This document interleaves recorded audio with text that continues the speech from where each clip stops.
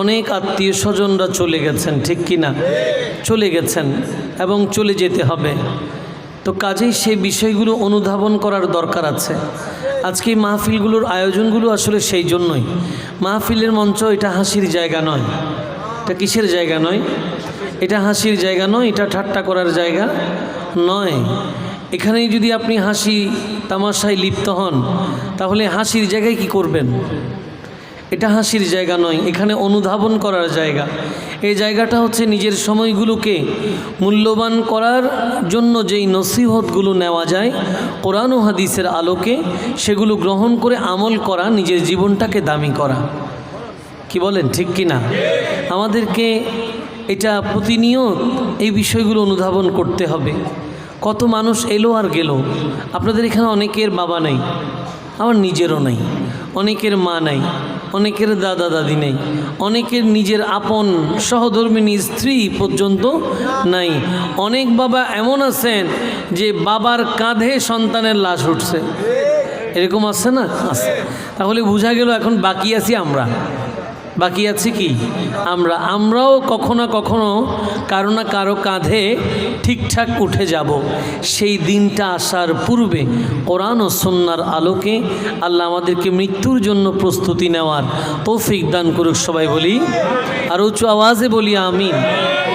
কারণ আপনি একা যাবেন, আপনার সাথে কেউই যাবে না। রব্বুল আলামিন পবিত্র কোরআন আল কারীমের মধ্যে বড় চমৎকার বলেছেন, কুল্লু নাফসিন যায়িকাতুল মাউত, প্রত্যেকটা প্রাণীকে মৃত্যুর স্বাদ গ্রহণ করতে হবে।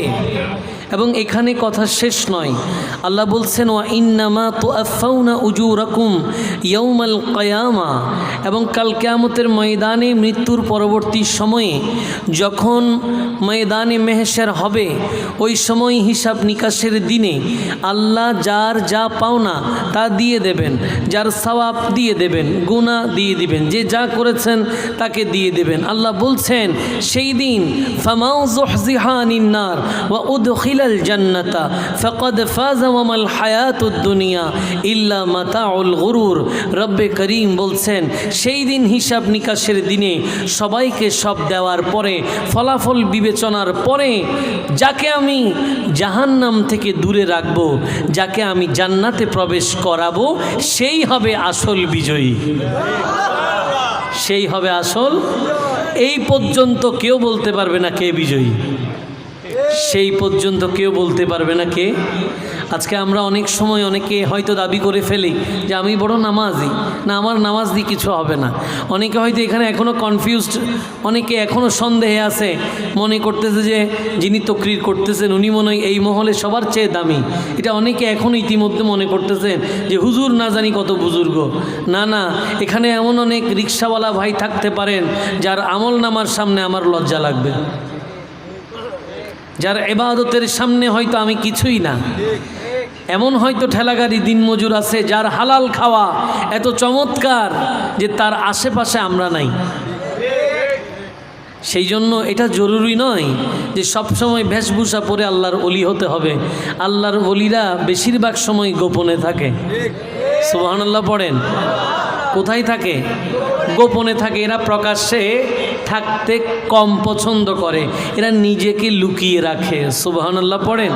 আজকে যে জামিয়া আহমদিয়া সুন্নিয়া কামিল মাদ্রাসা, যেটার ভিত্তি প্রস্তর করেছেন হুজুর সৈয়দ আহমদ শাহ শ্রীকুটি, সেদিন যেদিন তিনি ভিত্তি প্রস্তর করেছেন সেই দিন কেউ শাহিনশাহ শ্রীকোটের সেই মারকাজ বুঝতে পারে, সেই মাকাম সেদিন কেউ বুঝতে পারে নাই। কিন্তু আজকের দিনে হুজুরের সেই ভিত্তি প্রস্তর করা জামিয়া আহমদিয়া সুন্নিয়া মাদ্রাসা কি পরিমাণ দিনের খেদমত করতেছে আপনি কল্পনাও করতে পারবেন না। কি বলেন, ঠিক কিনা? জামিয়া আহমদিয়া সুন্নিয়া কামিল মাদ্রাসা এটা শুধুমাত্র ইলমি খেদমত হচ্ছে তা কিন্তু না, আমাদের সকল গৌসিয়া কমিটির ভাইদের এটা প্রাণের জায়গা।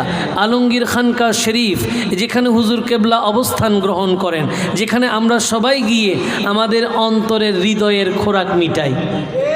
কি বলেন, ঠিক কি না? তাহলে সেই দিন যেই দিন ভিত্তি প্রস্তর করেছেন সেদিন কেউ বুঝতে পারে নাই। কেন? আল্লাহর ওলিরা নিজেদেরকে গোপন রাখতে পছন্দ করেন, সময়ে জাতি বলবে তিনি কে ছিলেন। যেমন হুজুর কেবলা পীরে বাঙ্গাল সম্পর্কে বলেছিলেন যে একদিন এই সাবের শাহ উনি বাঙ্গাল কা পীর হোগা। সুবহানাল্লাহ পড়েন। তো বাঙ্গালের পীর হয়েছে কিনা? ঠিকঠাক হয়েছে, এবং এমনভাবে হয়েছে কেউ ধরেও রাখতে পারতেছে না। সুবহানাল্লাহ বলবেন না? এত লুক্রেটিভ, এত সুপ্রিমেসি উনার কার্যক্রম, এত গুছানো, উনি যতগুলো স্টেপ এই পর্যন্ত নিয়েছেন আপনারা পেপার পত্রিকায় দেখেছেন। অনেকগুলো সেমিনার হয়েছে, আপনি দেখবেন চট্টগ্রাম বিশ্ববিদ্যালয় থেকে শুরু করে একেবারে হাই ফর্মালিটিস যারা আছে, একেবারে যারা উপরের লেভেল ক্যাবিনেট, এদের সাথে বৈঠক হয়েছে। মসজিদের ইমাম খতিবদের আপনি আজকাল এরকম পিসাব কোথায় পাবেন? সুবহানাল্লাহ বলবেন না? এখনকার বিশ্বের কি সময় আছে নাকি? উনি শুধু মুরিদকে নিয়েই থাকে। কিন্তু হুজুর কেবলা পীরে বাঙ্গাল আল্লামা সাবের শাহ উনি চেষ্টা করেছেন এই বিষয়টা বোঝানোর জন্য যে উনি শুধুমাত্র মুরিদদের জন্য কল্যাণ নয়, উনি সবার মাঝে শাহিন শাহে শ্রীকোটের এই কল্যাণটা ছড়িয়ে দিতে চায়। এবং আলটিমেটলি সবাই কিন্তু সেই সুবিধা পেয়েছেন। করোনার সময় কোভিড-19-এ আপনি দেখছেন অনেক বৌদ্ধরা সুযোগ পেয়েছেন, এদের সৎকারে আমাদের গৌসিয়া কমিটির ভাইয়েরা গেছেন। অনেক খ্রিস্টানের শেষ সময়ের কাফন আমাদের গৌসিয়া কমিটির ভাইয়েরা দিয়েছেন। অনেক হিন্দুর সৎকারে শেষ বিদায় বেলায় আমাদের গৌসিয়া কমিটির ভাইয়েরা খেদমত করেছেন। তাহলে আলটিমেটলি শাহিন শাহেদ শ্রীকোটের যেই প্ল্যান শিট সেই অনুযায়ী আজকের দিন পর্যন্ত যেটা হচ্ছে সেটা কেউ আগে কল্পনা করে নাই। বুঝাতে চাচ্ছিলাম ওলিরা গোপনে থাকতে চায়, প্রকাশ করে না। এরা থাকতে চায় কোথায়? গোপনে। প্রকাশ করতে চায় একটা সময়, কিন্তু প্রকাশ করে দেয় কে? কে প্রকাশ করে দেয়? আল্লাহ প্রকাশ করে দেয়। এই জন্য সহিহ বুখারী শরীফের মধ্যে ইমাম বুখারী, সহিহ মুসলিমে ইমাম মুসলিম একই সনদে একটা হাদিস এনেছেন, যেখানে শেষে বলতেছেন যে কোনো বান্দাকে যখন আল্লাহ ভালোবাসে, কোনো বান্দাকে যখন আল্লাহ ভালোবাসে, তখন জিবরিল আমিনকেও ভালোবাসতে বলে। জিবরিল আমিন গোটা আসমানবাসীকে ভালোবাসতে বলে। আল্লাহর হুকুমে ওই সাধারণ জমিনের একটা বান্দাকে আল্লাহও ভালোবাসে, জিবরিল আমিনও ভালোবাসে, সকল আসমানবাসীও ভালোবাসে। এক পর্যায়ে বান্দার অবস্থা কি হয়? বান্দা আর বান্দা নাই, এটা বন্ধু হয়ে গেছে। বান্দার কি নাই? বান্দা নাই, এটা কি হয়ে গেছে? বন্ধু হয়ে গেছে। কার বন্ধু? সবাই একটু বলেন, কার বন্ধু? আল্লাহর বন্ধু। তখন নবী বলেন সুম্মা ইউদাউ লাহুল কবুল ফিল আরদ। ওই বন্ধু যে আল্লাহর বন্ধু, সে তখন জমিনে সবার কাছে প্রিয় হয়ে যায়। যেমন এটার একটা দলিল হচ্ছে আজকের এই ব্যানারে দেখেন ফাতেহায়ে ইয়াজদাহম। এই ফাতেহায়ে ইয়াজদাহম হুজুর গৌসে পাকের উর্স উপলক্ষে করা হচ্ছে। উনার উর্স মুবারক যেই দিন, সেই দিন থেকে আজকের এই দিন অন্তত উনার সাথে আমাদের বর্তমান সময়ে অন্তত 900 বছর ডিফারেন্স। কয় বছর? 900 বছর পরে গৌসে পাক যেরকম ছিল, আজকের দিনে আপনি উনাকে সেভাবেই আলোচনা করতেছেন। তাহলে উনি এমন কি করেছেন? ওই যে ইমাম বুখারী নবীজি বলেছেন সুম্মা ইউদাউ লাহুল কবুল ফিল আরদ। আল্লাহ পাক ওই বান্দাকে জমিনে সবার প্রিয় করে দেয়। এরপরেই সবাই গৌসে পাকের জন্য পাগল হয়, এরপরেই সবাই গৌসে জামানের জন্য পাগল হয়। তো কাজেই আমরাও যদি আল্লাহর সেই নৈকট্য ধন্য হতে চাই, তাহলে নৈকট্য ধন্য বান্দাদের সোহবত দরকার আছে। এদের সোহবত ছাড়া আল্লাহর প্রিয় হওয়া যাবে।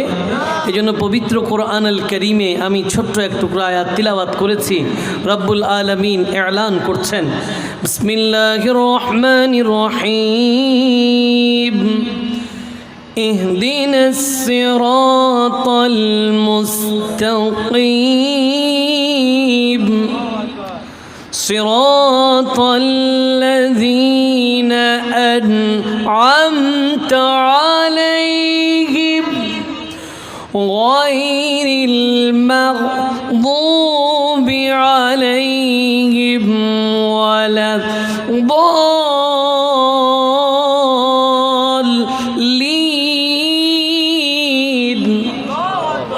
রব্বুল আলামিন হাকিমুল হাকিমিন পবিত্র কোরআনুল কারীমের সূরা ফাতিহার শেষ অংশের মধ্যে বান্দাকে দোয়া শিখিয়ে দিয়েছেন। ও আমার বান্দারা, এমন এক সূরা ফাতিহা যেটা পৃথিবীতে এমন এক চমৎকার সূরা, বিরল সূরা, যেটাকে উম্মুল কোরআন বলে, যেটাকে কোরআনের মূল বলা হয়। কোরআন শরীফের বাকি সূরাগুলো একবার নাজিল হয়েছে, কিন্তু একমাত্র সূরা ফাতিহা যেটা 2 বার নাজিল হয়েছে। কয়বার নাজিল হয়েছে? 2 বার। আর এটা জেনে রাখেন, লা সালাতা ইল্লা কিরাতিল ফাতিহা, সূরা ফাতিহা ছাড়া নামাজ হয় না।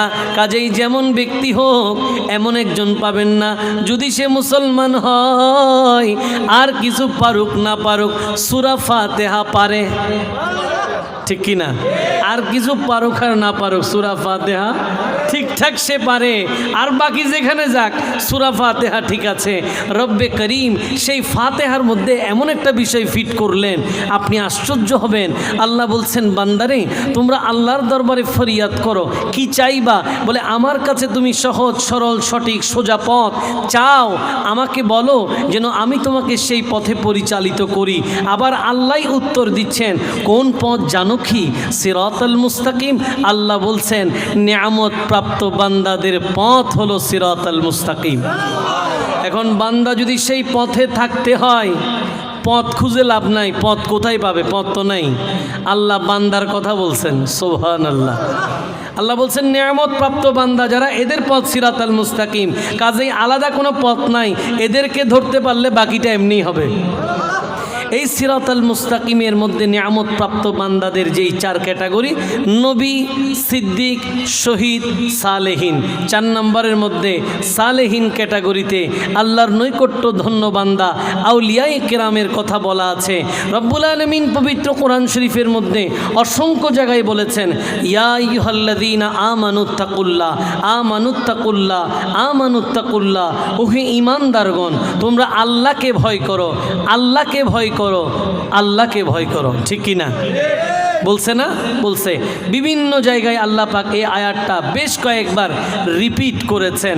কিন্তু রব্বুল আলামিন আল্লাহর নৈকট্য ধন্য বান্দাদের ব্যাপারে যখন কথা বলতে গেলেন, তখন ভয়ের মাসালা উল্টে গেল। ভয়ের মাসালা এটা এবার পরিবর্তন হয়ে গেছে। কেন? বান্দার সাথে যেই ব্যবহার, বন্ধুর সাথে তো সেই ব্যবহার না।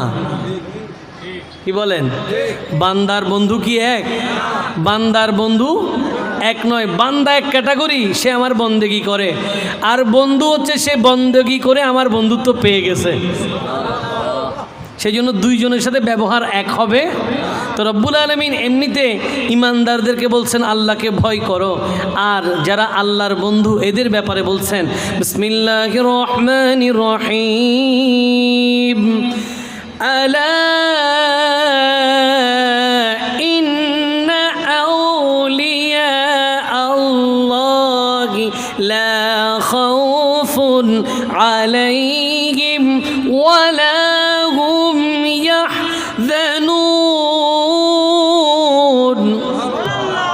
রব্বুল আলামিন হাকিমুল হাকিমিন পবিত্র কোরআনুল কারীমের সূরা ইউনূসের ৬২তম আয়াতের মধ্যে আল্লাহর বন্ধুদের ব্যাপারে বলেছেন, সাবধান, সতর্ক, নিশ্চয়ই যারা আল্লাহর ওলি, নিশ্চয়ই যারা আল্লাহর বন্ধু, তাদের কোনো ভয় নাই, তাদের কোনো চিন্তা নাই, তাদের কোনো ভয়ও নাই, তাদের কোনো চিন্তাও। ভয় থাকবে কেমনে? এরা তো ভয়কে জয় করে আল্লাহর বন্ধু হয়ে গেছে। এরা ভয়কে জয় করে কি হয়ে গেছে? আল্লাহর বন্ধু হয়ে গেছে। এরকম একজন হচ্ছেন হুজুর গৌসে পাক আব্দুল কাদের জিলানী। আল্লাহু আকবার। ইয়া রাসূলুল্লাহ, ইয়া গৌসুল আজম, সালাতুন ইয়া রাসূল, সালামুন ইয়া। হুজুর গৌসে পাক উনি কোন জাত? আপনি গৌসে পাকের জিন্দেগি যদি পড়েন, যত দেখবেন, যত পড়বেন, তত আশ্চর্য হয়ে যাবেন। হুজুর গৌসে পাক আব্দুল কাদের জিলানী বলেন, উনাকে যখন উনার এক ভক্ত জিজ্ঞেস করেছে, হুজুর আপনি কখন থেকে ওলি এটা কেমনে জানেন? সুবহানাল্লাহ। আপনি যে ওলি এটা কেমনে বুঝছেন, জানেন কেমনে?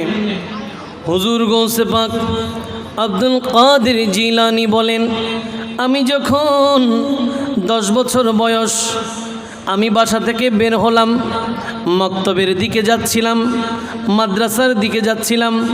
মাদ্রাসায় যাওয়ার পরে হঠাৎ করে দেখলাম গায়েব থেকে একটা আওয়াজ আসতেছে। ছাত্রদেরকে বলা হচ্ছে, এই ছাত্ররা তোমরা একটু জায়গা খালি করে দাও, আল্লাহর ওলি তশরিফ এনেছে। আমি আশ্চর্য হলাম। হঠাৎ করে আরেকজন ব্যক্তি আমার পাশ দিয়ে যাচ্ছেন। সেই দিন আমি তাকে চিনি নাই। তিনি ওই জমানার একজন আবদাল ছিলেন। কি ছিলেন? আবদাল, বড় একজন আল্লাহর ওলি। উনি একজন আবদাল ছিলেন। তিনি ওই একই কথা বলেছেন, তোমরা জায়গা ছেড়ে দাও, আল্লাহর ওলি বসবে। আমি বুঝে নিয়েছি সেই দিন থেকে আমি আল্লাহর ওলি। আমি তখন থেকে এটা আমার অন্তরে অনুধাবন হচ্ছে যে আমি আল্লাহর ওলি। হুজুর গৌসে পাক আব্দুল কাদের জিলানী বলছেন, আমি শৈশবে ছিলাম, তখন ছোট। বাসা থেকে বের হলেই গায়েব থেকে একটা আওয়াজ আসতো, ইয়া আব্দুল কাদের, আমি তোমাকে আমার জন্য পছন্দ করেছি। এটা বললে আমি আবার দ্রুত বাসায় গিয়ে মায়ের কোলে উঠে যাইতাম। তো বলে যে এখন আমি এমন একটা পর্যায়ে চলে আসছি, এখন আমি মোরাকাবা মুশাহাদা যখন করি, নির্জনে এই আওয়াজ আমার কানে ভাসে। কেউ একজন যেন গায়েব থেকে ধ্বনি দেয় যে হে আব্দুল কাদের, আমি তোমাকে আমার জন্য পছন্দ করেছি। শুধু তা নয়, হুজুর গৌসে পাক আব্দুল কাদের জিলানী বলেন যে আমি যখন মোরাকাবা মুশাহাদায় থাকি, তখন আমি যখন এরকম মোরাকাবার মধ্যে ঘুম চলে আসে, মাঝে মাঝে কি চলে আসে, একটু ঘুম ঘুম ভাব চলে আসে।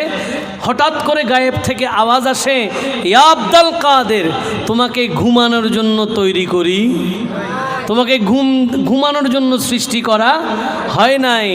এই কথাগুলো নোট করেছেন খোদ গৌসে পাক বলেছেন, নোট করেছেন আল্লামা ইমাম শাতনফি উনার যুগশ্রেষ্ঠ কিতাব বাহজাতুল আসরার ওয়া মাআদিনুল আনওয়ারের মধ্যে। একটু জোরে বলেন না সুবহানাল্লাহ। হুজুর গৌসে পাক আব্দুল কাদের জিলানীর চমৎকার একটা নাম আছে। আমি তাড়াতাড়ি বলে যাচ্ছি, সময়ের দিকে আমার লক্ষ্য আছে। আপনাদের মনোযোগ আছে তো? সবাই আছে তো মনোযোগ? তাজে গৌসিয়তে তোমার মাথায় পড়িয়ে দিয়েছেন নবী মুস্তফায়। তাজে গৌসিয়তে তোমার মাথায় পড়িয়ে দিয়েছেন নবী মুস্তফায়।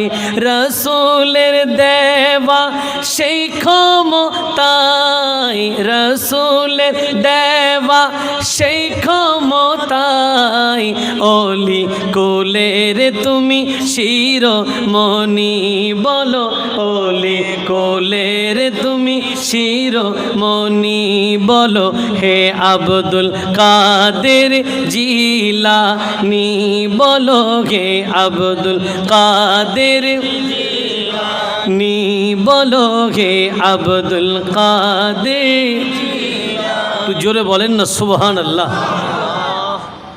সেই তাজে গৌসিয়তের মুকুট গৌসে পাকের মাথায় পড়িয়েছেন রহমাতুল্লিল। সময় চলছে 511 হিজরি। কত সাল? 511 হিজরি। আজকে কত হিজরি? 1447 হিজরি। আমি কোথায় গেলাম? 511 হিজরিতে। হুজুর গৌসে পাক আব্দুল কাদের জিলানী বলছেন, আমি একটা সফর থেকে বাগদাদের দিকে আসছিলাম খালি পায়ে। হঠাৎ করে একজন রুগ্ন ব্যক্তি আমাকে দেখে সালাম দিল। আমি তার সালামের জবাব দিলাম। সে আমাকে ডাকলো, আমি তার কাছে গেলাম। আমি দেখলাম তার চেহারার রং বিবর্ণ, তার চেহারায় কোনো প্রকার রং বাকি নাই। সে বিবর্ণ চেহারা, শরীরের অবস্থা একেবারেই রুগ্ন, জীর্ণ শীর্ণ। সেই ব্যক্তি আমাকে বলল, তুমি আমাকে একটু তুলে বসাও। গৌসে পাক তখন তাকে তুলে বসালেন। গৌসে পাকের হাতের ছোঁয়া যখন ওই ব্যক্তি পেলেন, হঠাৎ করে আশ্চর্যের ব্যাপার, উনার গায়ের রং পরিবর্তন হয়ে গেল। কি আশ্চর্যের ব্যাপার! এখন রুগ্ন ছিল, শরীরের মধ্যে চমৎকার একটা অবকাঠামো চলে আসলো। একেবারে মুহূর্তের মধ্যে সুন্দর একটা অবকাঠামো এসে গেছে।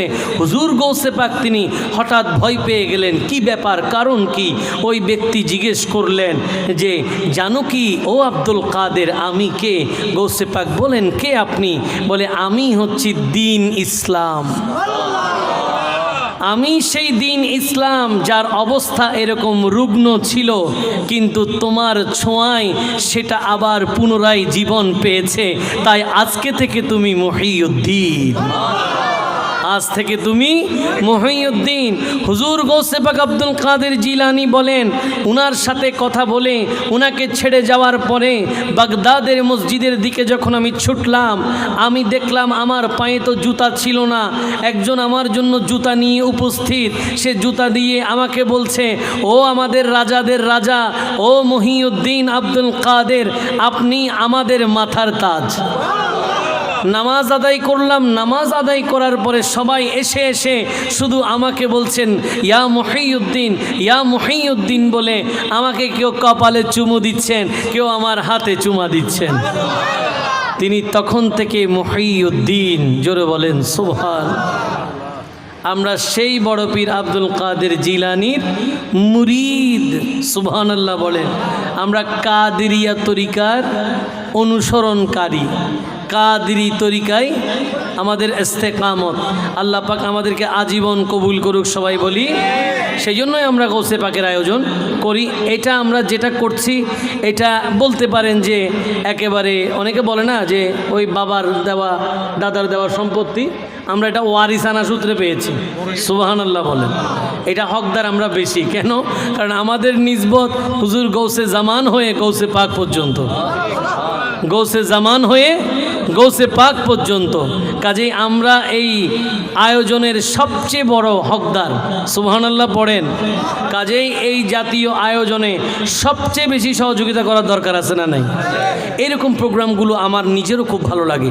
কিন্তু এখন আসলে দুর্ভাগ্যজনক হলেও সত্য, এখন ঈদে মিলাদুন্নবীর সিজন আসলে এটা অনেকের জন্য ব্যবসার একটা চমৎকার জায়গা হয়ে গেছে। কি হয়ে গেছে? ব্যবসা। বলে এই তো সিজন, গরু জবাই করে ভাগ করে এটাকে বিক্রি করে ফাতেহা, নাউজুবিল্লাহ বলবেন না? অনেক জায়গায় এই ধরনের প্রোগ্রাম এখন একেবারে গরু 3-4টা করে দাঁড়া করে রাখছে। তো কাজ কি? কাজ হচ্ছে শুধু টাকা কালেকশন করা। টাকা কালেকশন করে মেপে দিয়ে দেওয়া, নলাগুলো তার বাসায় নিয়ে চলে যাওয়া। এই ঈদে মিলাদুন্নবীর ফাতেহা শেষ। আগে ছিল টিম একটা, এক বাড়িতে আগে কটাই তো একটা। ওমা এরপর বছর যায় দেখতেছে এটা 3 গ্রুপে গেছে। কিরে বাবা, এত ব্যবসা এখানে, এত মজা কেন? গ্রুপ খালি বাড়তেই আছে, খালি বাড়তেই আছে। আগে 5 গ্রুপ, এখন 6 গ্রুপ, তারপর 7 গ্রুপ। হুজুর দোয়া করবেন, আমার তো আর বাড়তেছে। আমাদের বাড়তেছে না, আপনার বাড়তেছে। আমাদের আবার কি বাড়বে? কি বলেন? অনেক কষ্ট নিচ্ছে না। এগুলো হচ্ছে, এগুলো একেবারেই বাস্তবতা। বিভিন্ন জায়গায় আমি মনে করি যে এখানে নাই, কিন্তু বাইরে তো আছে। হ্যাঁ, বাইরে যেটা আছে সেটাই বলতেছি, যে সব জায়গায়। হ্যাঁ, এটা সরাসর পিকনিক ছাড়া আর কিছু না। এটা ডিরেক্ট পিকনিক ছাড়া আর কিচ্ছু না। আপনি এই যে টাকা দিলেন, হ্যাঁ, গরু 3টা গরু দেখলে ওরা টাকা দেয়। গরু দেখলে কি দেয়? টাকা দেয়। নাউজুবিল্লাহ বললেন না? এটা কেমন কথা? এটা কিন্তু ভাত হইল হ্যাঁ, 1 সপ্তাহ আগে থেকে গরুর শোডাউন। লাস্টে যদি টাকা না উঠে, আমি এরকম পর্যন্ত আমি নিজে এটা সাক্ষী। সেটা কি? টাকা উঠে নেই, গরু ফেরত দিছে। ছোটোটা জবাই করে দিছে, বড়টা দেখাই হয়েছে। বলেন, এটা কি ফাতেহা? প্রতারণার নাম কি ফাতেহা? তো তো এখন আসলে দোষ তো কিছু নাই, আয়োজকও প্রতারক, যে এখানে অংশগ্রহণ করে সে নিজেও প্রতারক। সেও গোস্ত দেখেই টাকা দেয়। সে কি দেয়? গোস্ত দেখে সে টাকা দেয়, গোস্ত খাওয়ার নিয়ম। নাউজুবিল্লাহ বলেন। এগুলো ফাতেহা, এগুলোর জন্য, এগুলোর সাথে আহলে সুন্নাত ওয়াল জামাতের বিন্দু পরিমাণ কোনো সম্পর্ক নেই। একদম মন থেকে এটা ক্লিয়ার কনসেপ্ট, এটা মনে রাখেন। এইটার সাথে আহলে সুন্নাত ওয়াল জামাতের সাথে কোনো সম্পর্ক নাই। আপনি গরু জবাই করবেন আর সেটা রান্না করে মেজবান্না করে সুন্দর করে মজা করে বিক্রি করে খাবেন, আর এটা ঈদে মিলাদুন নবীর ফাতেহা বলে চালাই দিবেন, হুজুরকে 50 টাকা দিলেন আর কি, তো শেষ। এই আপনার ফাতেহা। এগুলো শুধুমাত্র ধোঁকা আর কিছু নয়। ফাতেহা কোনটা? ফাতেহা স্যাম্পল এটা, এই ফাতেহা স্যাম্পল। সুবহানাল্লাহ বলবেন না? আল্লাহ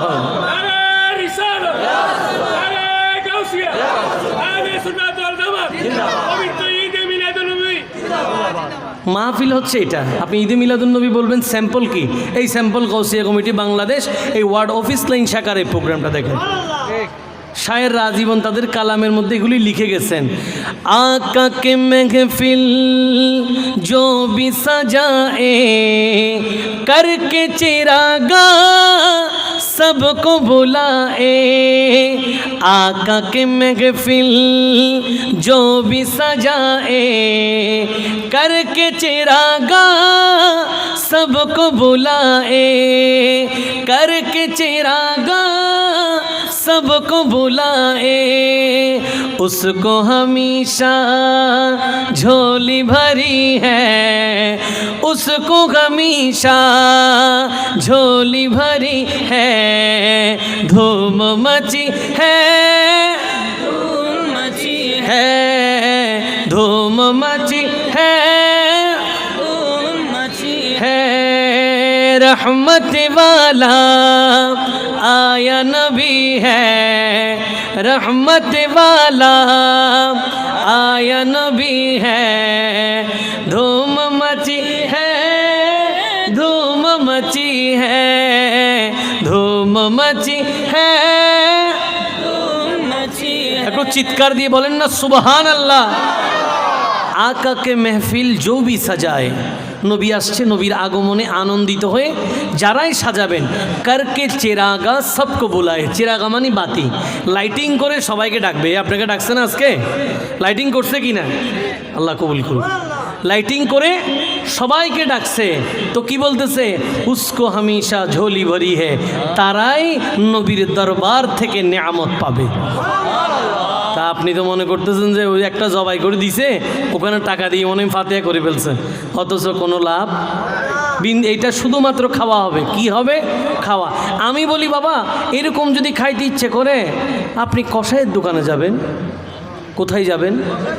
কষাইয়ের দোকানে প্রতিনিয়ত চমৎকার চমৎকার বিশাল রান ঝুলিয়ে আছে, ওখান থেকে কেটে আপনি খান। কি বলেন? রাগ করলেন মনে? আমি হাসির কথা বলতেছি, এটা মনের দুঃখ থেকে বলতেছি। রান ঝুলে আছে, ওখান থেকে কাঁচা মাংস খেতে ইচ্ছে করলে ওখান থেকে নেবেন। আর যদি বলেন না হুজুর ঈদে মিলাদুন নবীর নাম দিয়ে যেই ফাতেহা হয় মেজবাইন্না খানা, এটা খাইতে চাই, তাহলে তো কোনো টেনশন নাই। এখনও তো মেজবাইন্না বাড়ির নামে 3, 4, 5, 10টা রেস্টুরেন্ট আছে। কি বলেন? ওখান থেকে 1000 টাকা দিয়ে 3 জনের প্যাকেজ নিয়ে খাইতে পারবেন। এটার নাম ফাতেহা নয়, এটার নাম ফাতেহা। ফাতেহা এটা ফাতেহা। তো অনেকে মাঝে মাঝে আসলে অনেক গ্রুপ হয়ে যাওয়াতে কনফিউজড হয়ে যায় যে কোথায় দেব। কেন? আপনি সব জানেন, এটা জানেন না? সব জানেন। কোথায় হাদিয়া দিলে কোরআন হাদিসের খেদমত হয়, মানুষ হিদায়াতের দাওয়াত পাবে, সেটা আপনি বুঝেন না? আপনি যদি খানা হিসেব করে দাওয়াত দেন, খানা হিসাব করে টাকা দেন, তাহলে তো এই জাতীয় মাহফিলে কোনো দিন দিতে পারবেন না। কারণ এগুলো তো আপনি কখনো এতগুলো খানা পাবেন না। আপনার জন্য এত বড় গরু এখানে কে দিবে? কি বলে? আমার গরু দেওয়ার জায়গা আলাদা আছে, ওইটা আমার আলাদা প্রোগ্রাম। এখানে আমার গরু দেওয়ার জায়গা নয়। আর আমরা যদি গরু দিই, আপনারা এমনিতে খাইতে পারবেন, আপনাকে গরু বিক্রি করে খাওয়াইতে হবে। এরকম আমরা কিছুদিন আগে তো ইফসুজুরে ফাতেহা গেছে না, প্রতিটা ওয়ার্ডে ওয়ার্ডে ইউনিটি কতজন কয়জন টাকা দিছে, সবাই খাইছে না? সুবহানাল্লাহ পড়েন। কাজেই এই জাতীয় ভণ্ডামির সাথে আহলে সুন্নাত ওয়াল জামাতের বিন্দু পরিমাণ সম্পর্ক। আর যারা এগুলো করছেন আমি আপনাদেরকে বলবো, আপনারা এগুলো থেকে নিজেদেরকে ফরহেজ করেন। কেন? কাল কিয়ামতের ময়দানে নবীর নাম দিয়ে যেগুলো জবাই করতেছেন, হক যদি আদায় না করেন, কাল কিয়ামতের ময়দানে নবীর সামনে চোখ দেখাতে পারবেন না। এগুলোর জন্য প্রশ্ন করা হবে যে কি জবাই করলা, কি কারণে করলা, কোথায় খরচ করছো। তখন যদি বলেন ইয়া রাসূলুল্লাহ নাম দিছি মিলাদুন নবী, ছিল আমার ব্যবসা, তখন বিপদ। তখন কি? আল্লাহ আমাদেরকে হেফাজত করুক। সবাই বলি আল্লাহুম্মা